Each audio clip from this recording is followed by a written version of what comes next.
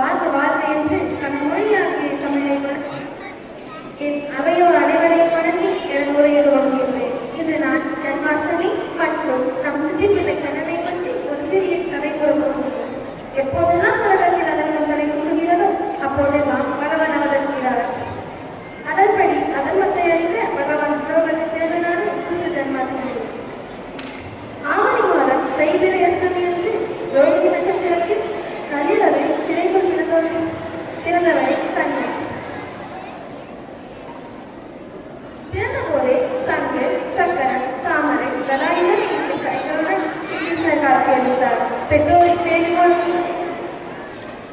வேலைக்கு சாதாரண குழந்தை வடிவத்தானார்.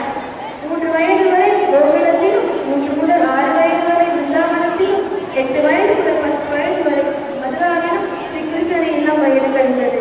தன்னை வதம் செய்யவே கண்ணன் இருந்திருக்கிறான் என்று எண்ணினான் கம்சன். அதனால் அவனை அழைக்க பல அரக்கர்களை அனுப்பினான். முதலில் வந்தால் உண்மையை என்ற அரசன். அவர் பால் தருவது போல நடித்தாலும் ஆனால் கண்ணன் அவளை கொன்றுவிட்டார். அவரது வளர்ந்த பெற்றோரான நந்தகோபனும் யசோதையும் மற்றும் கோகுலவாசிகளும் பிருந்தாவனத்திற்கு இடம்பெயர்ந்தனர்.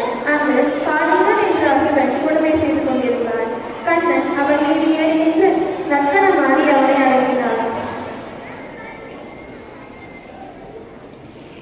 ஊரில் உள்ள சிறுவர்களை எல்லாம் வெட்டி சாய்த்து வசுதேவர் தேவகியை கொள்ளுங்கள் என்று உடனே அவன் மீது ஏறி முடித்து அவன் தலையை விட்டு தரையில் வேகமாக அடித்துக் கொண்டார். இத்துடன் கம்சவதம் முடிந்தது. கம்சவதத்திற்கு பின்பு மக்கள் பயமின்றி வாழ்ந்தனர். வாபரையக முடிவில் கிருஷ்ணவதாரம் நிறைவு பெற்றது. இதையெல்லாம் பிரதிபலிக்கும் வகையில் தற்போது கிருஷ்ணஜெயந்தி